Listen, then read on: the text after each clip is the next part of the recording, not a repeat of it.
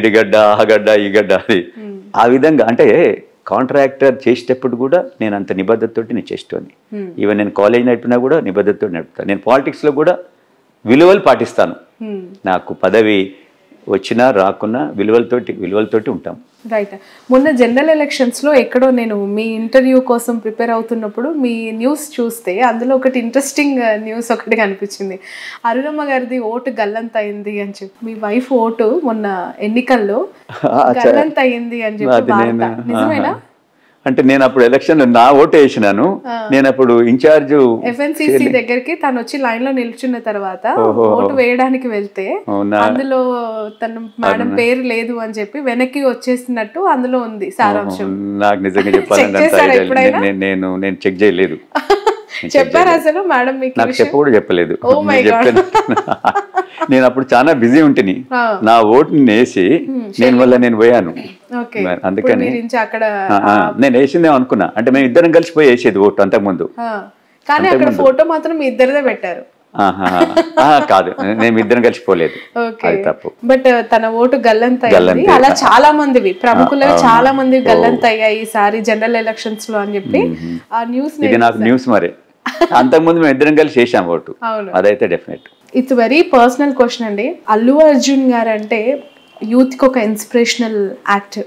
తనలోని variations, transformation, career start అయినప్పటి నుంచి టిల్ పుష్ప 2 వరకు కూడా అసలు ఎలా ప్రతి సినిమాకు ఒక మార్పు అలా చేసుకుంటూ వస్తూ ఎంతగానో అభిమానులకి ఆయన ఇంకా దగ్గర అయిపోయిన వ్యక్తి. అల్లుడిగా మీ ఇంటికి వచ్చిన తర్వాత ది గ్రేట్ మూమెంట్, గర్వంగా అసలు అల్లుడు అంటే ఇంక ఇదే అని అనిపించిన సందర్భం? డెఫినెట్. మొన్న బెస్ట్ యాక్టర్ వచ్చింది, నేషనల్ అవార్డు వచ్చింది. మరి నేషనల్ అవార్డు 69 years నుంచి అంతకుముందు హేమీలు ఉన్నారు కదా, ఎన్టీ రామారావు, నాగేశ్వరరావు, శోభన్ బాబు అని, ఇంత పెద్ద నాగయ్య గారని చాలా మంది ఉన్నారట కదా. మనం చూస్తున్నాం నాగేశ్వరరావు, ఎన్టీఆర్ని అయితే చూసినాం కదా. వాళ్ళకి రాంది 69 yearsలో మరి అర్జున్కి వచ్చిందంటే రియల్గా మరి ఆయన ఎంత కష్టపడి ఆ ఫీల్డ్లో తను ఒదిగిపోయింది అనేది మనకు తెలుస్తుంది. సో న్యాచురల్గా అంతది వచ్చిందంటే మేమందరం ఎంతో సంతోషపడ్డాం. ఇది గర్వం కూడా, మా అందరికీ గర్వకారణం.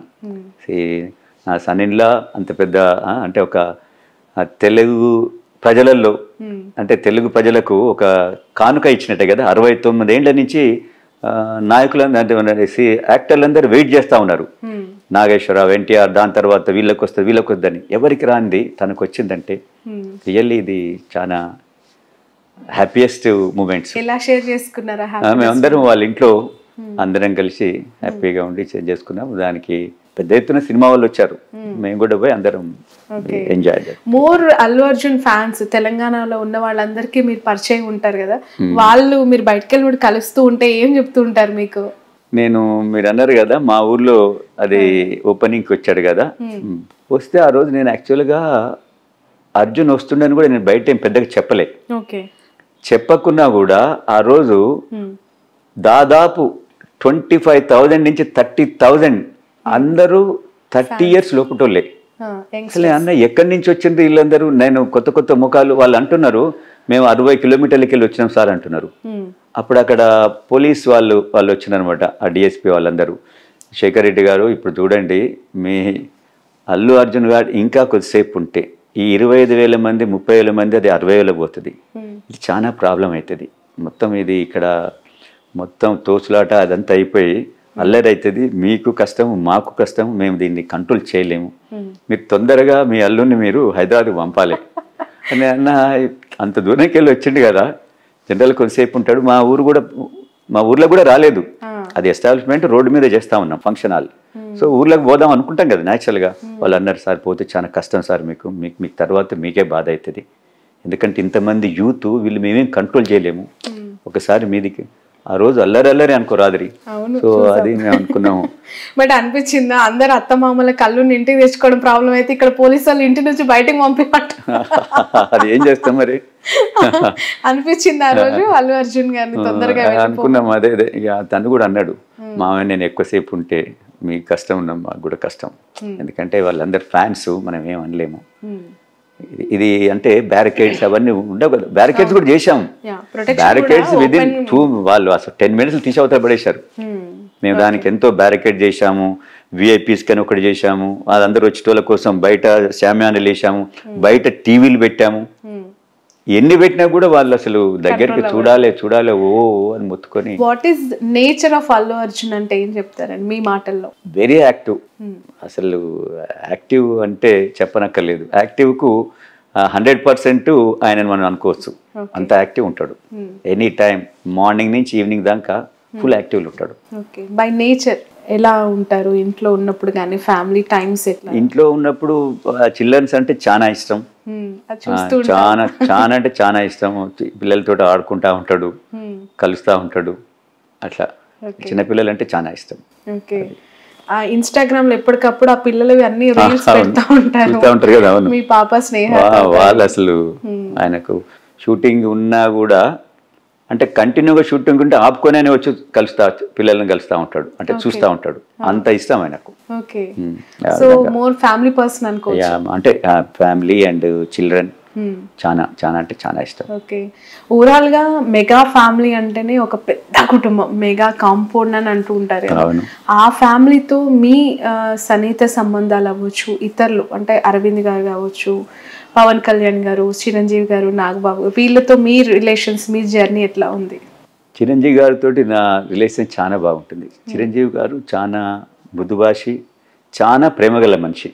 ఆయన ఎంత అంటే నన్నే కాదు, వాళ్ళ ఇంటికి ఎవరు పోయినా కూడా ఆ విధంగా రిసీవ్ చేసుకుంటాడు. చిరంజీవి గారి గొప్పతనం ఏంటంటే ఒక ఫెస్టివల్ ఒకటి ఏదైనా మంచి అకేషన్ ఉంటే అందరు రిలేటివ్స్ రావాలంటాడు, ఇంక్లూడింగ్ మా అందరికి కూడా. ఆయన ఫంక్షన్స్ ఉంటాయి, సినిమా ఫంక్షన్స్ కావచ్చు, సంక్రాంతి పర్టికులర్గా దివాళీ చాలా పెద్ద ఎత్తున చేస్తాడు చిరంజీవి గారు. అప్పుడు అందరిని పిలుస్తాడు, ప్రతి రిలేటివ్ని కూడా పిలుస్తాడు. ఆ విధంగా ఏదైనా మంచి అకేషన్, మన చిరంజీవి గారికి పద్మ విభూషణ్ వచ్చింది కదా, దానికి అంటే ఆ ఫంక్షన్లు కూడా మమ్మల్ని పిలుస్తాడు, రావాలి చంద్రశేఖర్ మీరు అందరు వచ్చి, అంటే ఆ విధంగా అనమాట. ఆయనకు రిలేటివ్స్ అన్నా కూడా స్నేహితులన్నా కూడా ప్రేమించే ప్రేమగల మనిషి ఆయన చెప్పాలంటే. పవన్ కళ్యాణ్ గారు జనసేన పార్టీ గురించి మీ అభిప్రాయం ఏంటి? తెలంగాణలో కూడా ఉంది కదా ఆ పార్టీ. తెలంగాణలో అంత పెద్దగా ఎస్టాబ్లిష్ కాలేదు కదా, ఆంధ్రాలో 100% ఉంది. నేను అనుకుంటాను మరి వస్తే ఏదైనా చేంజెస్, మార్పు అనేది వస్తే పవన్ కళ్యాణ్ ద్వారా రావాలి అక్కడ. ఎందుకంటే చంద్రబాబు పార్టీ ఉంది, అది అందరికి తెలిసిందే. పవన్ కళ్యాణ్ యాడ్ అయినప్పుడు ఏదైనా వస్తే మార్పు రావాలని అనుకుంటున్నాను. వస్తే ఇప్పుడు మార్పు రావాలా?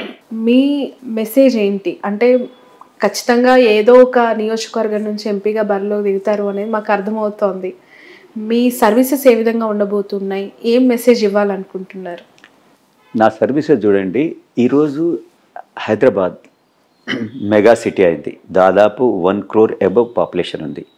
ఇంతమందికి ఏ విధంగా రీసోర్సెస్ వాళ్ళకి ఏ విధంగా మనకు ఉండాలి, డ్రింకింగ్ వాటర్ కావచ్చు, రోడ్ నెట్వర్క్ కావచ్చు, స్కూల్స్ కావచ్చు, హాస్పిటల్స్ కావచ్చు, ఇది ఒక ప్లానింగ్ తోటి పోవాలి. ఈరోజు చూడండి మన హైదరాబాద్లో గచ్చిబౌలిలో 40 అంతస్తుల బిల్డింగ్ వస్తుంది, రోడ్ అదే 40 story బిల్డింగ్.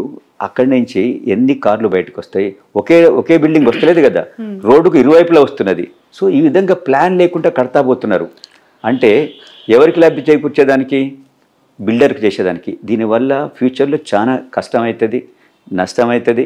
అంటే ఎక్కడి నుంచి అక్కడికి పోలేకుండా అవుతుంది. ఎందుకంటే హైదరాబాద్ ఎంతో పెద్ద ఎత్తున రింగ్ రోడ్ ఉన్నది, డెవలప్ అంటే దానికి ఏరియా ఉన్నది, ఇక్కడ సముద్రాలు లేవు. సో ఒక ప్లాన్ తోటి చేయాలా. ముఖ్యంగా హాస్పిటల్స్, నలుమూలల హాస్పిటల్స్ రావాలా, మంచి స్కూల్స్ కూడా పెద్ద ఎత్తున రావాలి. ప్రైవేట్ స్కూల్స్ చాలా ఎక్కువైనాయి, సో గవర్నమెంట్ స్కూల్ కూడా రావాలి. ఇప్పుడు ఈ ప్రభుత్వం అనుకుంటుంది కొన్ని పబ్లిక్ స్కూల్లా కొన్ని తీసుకొస్తా అని అంటుంది. అలాంటి స్కూల్స్ తీసుకురావాలి. అట్లీస్ట్ ఒక కాన్స్టిట్యున్సీకి ఒక 2 స్కూల్స్ ఆ విధంగా తీసుకొస్తే మిడిల్ క్లాస్, ఇప్పుడు మనం హైదరాబాద్ పబ్లిక్ స్కూల్ ఉంది, ఎంత మంచి స్కూల్ చెప్పండి ఒకప్పుడు. సో అది అందరూ అఫోర్డ్ చేసే స్కూలు, ఆ విధంగా స్కూల్స్ ఉండాలి. అంతేగాని సంవత్సరానికి 10 లక్షలు 6 లక్షలు ఈ విధంగా కట్టే స్కూల్స్ ఉంటే ఎడ్యుకేషన్ అనేది అందరికీ అందుతలేదు.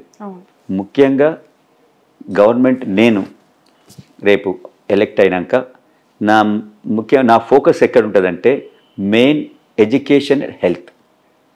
ఈ రెండు ఉంటే ఏ కుటుంబం, ఏ ఇండివిజువల్ అయినా కూడా తనంతటి తను ఎదిగేదానికి ఆస్కారం ఉంది. ఈ 2 లేనప్పుడు ఇక ప్రభుత్వాలు ఎన్ని చేసినా కూడా ఏది కూడా డెవలప్మెంట్ కోసం ముందుకు పోయేదానికి సొసైటీ అంత పెద్ద ఎత్తున పోదు, అంత వేగంగా పోదని నేను భావిస్తాను. ఓకే, ఫైనల్లీ 2 questions మీకు. ఫస్ట్ క్వశ్చన్ ఈజ్, సమీపంగా ఎప్పుడైనా ఇన్ ఫ్యూచర్ అనిపిస్తుందా కళలో అయినా లేదంటే రియాలిటీ అయితే బాగుండు అని, అల్లు అర్జున్ గారు ఏమైనా పొలిటికల్ ఎంట్రీ? అర్జున్ గారు ఇప్పుడు ఈజ్ యంగ్స్టర్. ఇప్పుడు అల్లు అర్జున్ అవకాశం ఉందా అని అనుకునే వాళ్ళకి ఆయన కెరియర్ చాలా పెద్ద ఎత్తున ఉన్నది. ఇప్పుడు నేషనల్ యాక్టర్ అయిపోయిండు, రేపు ఇంటర్నేషనల్ యాక్టర్ కావాలి. అదంతా మేము కోరుకుంటున్నాం. ఫస్ట్ మాకు ఏముంది, ఆయన యాజ్ ఎ యాక్టర్ గా ఈ should establish internationally. Next target అదేనా? 100% అది కావాలి. అదే మా ఒక ఇష్టం. సో చెప్పారా హాలీవుడ్ ఆఫర్స్ ఖచ్చితంగా చేయబోతున్నాను అని? వస్తాయని నేను అనుకుంటున్నాను. ఆయన చెప్పకుండా డెఫినెట్ తనకున్న ఇప్పుడు పేరు, తనకున్న ఈ స్కిల్స్ తోటి డెఫినెట్ ఇప్పుడు మీరు చూస్తూ ఉన్నారు కదా, క్రికెటర్స్ కూడా, టాప్ క్రికెటర్స్ కూడా అర్జున్ సినిమా పాటలు ఇవన్నీ మిమిక్రీ ద్వారా చేస్తా ఉన్నారంటే definite he will become international star. One more question, Pawan Kalyan గారు జనసేన పార్టీని ఇక్కడ బలోపేతం చేయమని ఏమైనా చర్చించారా వాళ్ళతో? మీరు సజెషన్ కానీ మీ ద్వారా డిస్కషన్స్ కానీ? అంటే పవన్ కళ్యాణ్ గారు నాతోటి అది ఎందుకు చర్చించలేకపోవచ్చు అనుకుంటున్నా అంటే, నేను ఆల్రెడీ ఒక పార్టీలో ఉన్నా. సో ఒక పార్టీలో ఉన్నప్పుడు పవన్ కళ్యాణ్ కూడా కొద్దిగా ఎథిక్స్ తోటి నడిచే మంచి. ఆయన ఒక పార్టీలో ఉన్న చంద్రశేఖర్ రెడ్డిని ఈ పార్టీకి రాని అడిగేటోడు కాడు. మనకి ఇష్టం ఉంటే పోతే అప్పుడు ఏమైనా చేస్తాడేమో కానీ, కాబట్టి ఆ విషయం నిజంగా మా మధ్యన ఎప్పుడు రాలేదు. Okay, right.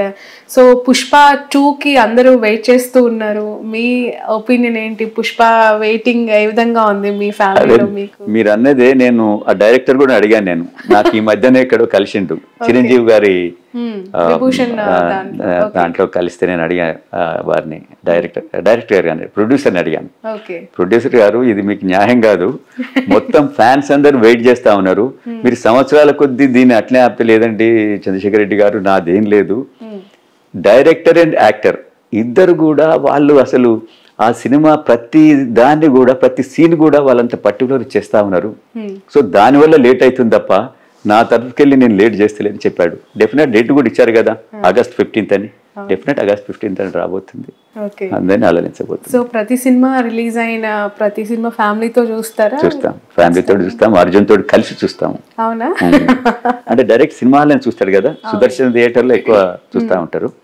చాలా మంది హీరోస్ కి రిలీజ్ అయిన సినిమా ఫ్యాన్స్ తో చూడాలి, అట్లా ఫ్యామిలీని తీసుకెళ్లాలని ఉంటుంది, అది ఒక కోరిక. సో ఈ పుష్ప కూడా మీరు ఫ్యామిలీతో? మేము పుష్ప 1 చూసినాము. నాకు అప్పుడు అసలు సినిమా చూస్తుంటే ఒక ½ an hour దాకా సినిమా ఏం జరుగుతుందో నాకు అర్థం కాలే. మొత్తం ఫ్యాన్స్ అల్లరి చేస్తున్నారు. అప్పుడు నేను ఇది సినిమా ఎట్లా చూడాలి అని అంటే, అర్జున్ అన్నాడు, మామయ్య ఇట్లే ఉంటుంది, ఫస్ట్ డే ఉంటే ఇదే విధంగా ఉంటుంది అన్నాడు. తర్వాత నేను మళ్ళీ నెక్స్ట్ పోయి తర్వాత చూశాను నేను ఆ సినిమాని. మళ్ళీ క్లియర్ గా వేరే దాంట్లోకి పోయి, అంటే ఫ్యాన్స్ ఆ రోజు ఫస్ట్ 2 days అట్లా ఫ్యాన్స్ అందరూ ఆ ఏరియా మొత్తం నిండుకొని ఉన్నారు అనమాట. ఏ థియేటర్ దగ్గర అట్లే ఉన్నారు వాళ్ళు. సో తర్వాత ఒక 15 days 20 days తర్వాత ఏం పోయినట్టుందండి. రైట్. అల్లు అర్జున్ గారు ఫ్యాన్స్ ఆటోమేటికల్లీ మీకు కూడా పొలిటికల్ సపోర్ట్ చేస్తున్నారు అయితే? మీరు నిన్ననే వాళ్ళు వచ్చిండ్రు, సార్ మేము సిటీలో, నేను ఎక్కడో ఏరియా చెప్పిండు, నేను ఉప్పల్ ఏరియాలో సార్ అల్లు అర్జున్ ఫ్యాన్స్ అసోసియేషన్కి నేను అధ్యక్షుడిని అని వచ్చాడు. ఓకే బాయ్, థ్యాంక్ యూ అని చెప్పి ఆ విధంగా వస్తూ ఉంటారు. నేను ఎక్కడ వెళ్ళినా కూడా అంటే తెలిసి ఉంటే నేను వచ్చినా అని వాళ్ళకు అందరికి తెలియదు కదా, తెలిసినప్పుడు చాలా మంది కలుస్తూ ఉంటారు. నేను పోతా ఉంటే కూడా ఎంతో మంది, సార్ మీరు అల్లు అర్జున్ గారు మామగారా సార్ అని కొందరు అంటారు, స్నేహ డాడీ నా సార్ అని చెప్పి కొందరు అడుగుతారు. అంటే నాకంటే ఎక్కువ నా డాటర్ కూడా నోన్ అయింది. తను స్నేహ గారు ఏదో బిజినెస్ లాంచ్ చేశారు అని విన్నాం సార్. అంటే బిజినెస్ అంటే తను కూడా కిడ్స్ వీళ్ళకి ఎక్కువ అది వాళ్ళకి ఇష్టం, కిడ్స్ సంబంధించినది అవన్నీ చేస్తూ ఉంటుంది. అది హాస్పిటల్లో కిడ్స్ కోసము ఏంటి మన డాల్స్ బొమ్మలు అవి ఉంటాయి కదా, అవి ఇచ్చటము, వాళ్ళ ఫోటోగ్రఫీ అదంతా చూస్తూ ఉంటుంది. బట్ నేను వాళ్ళ బిజినెస్లో కూడా నేను ఎప్పుడు ఇన్వాల్వ్ కాను. వాళ్ళ యంగ్స్టర్స్ వాళ్ళకి ఇష్టం ఉన్న ఫీల్డ్ వాళ్ళు చేస్తా పోతుంటారు. Right, thank you so much Chandrashekar Reddy గారు. మీ వాల్యుబుల్ టైమ్ యాక్చువల్లీ చాలా బిజీగా ఉన్న మా కోసం కేటాయించినందుకు. Wish you all the best, wish you all the success. మీరు కూడా ఏంటంటే ఉమెన్కి ఎక్కువ నేను ఇంపార్టెన్స్ ఇస్తాను. మీరందరూ ఎస్టాబ్లిష్ కావాలి, మంచిగా కావాలనే ఉద్దేశం నాకు ఉంటుంది. నాకు మిమ్మల్ని లైవ్ లో చూస్తుంటే కూడా అదే అనిపిస్తుంది. And you are proven already.